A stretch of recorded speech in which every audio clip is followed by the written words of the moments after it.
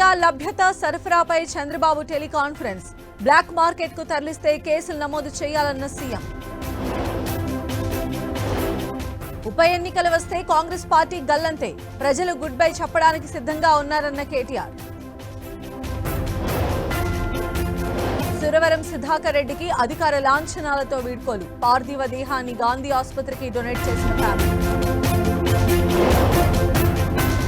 భార్యపై అనుమానంతో ప్లాన్ చేసి చంపేశాడు.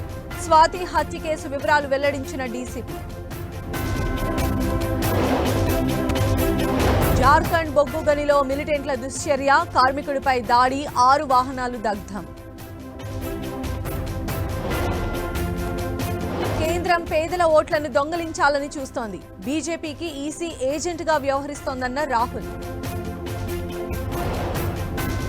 బీహార్లో 2 పాకిస్తానీ మహిళలకు ఓటరు కార్డుల జారీ, పేర్లను తొలగించాలని ఈసీకి కేంద్ర హోంశాఖ ఆదేశం.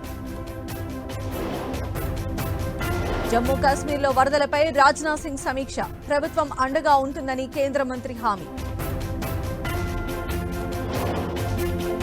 జమ్మూ కాశ్మీర్లో కుమ్మేస్తున్న వర్షాలు, కదువాలో కుంగిపోయిన బ్రిడ్జ్, రాకపోకలు బంద్.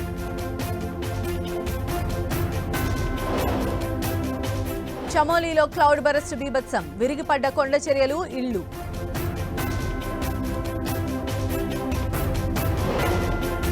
యాదగిరిగుట్టకు పోటెత్తిన భక్తులు, స్వామివారి దర్శనానికి 2 గంటల సమయం.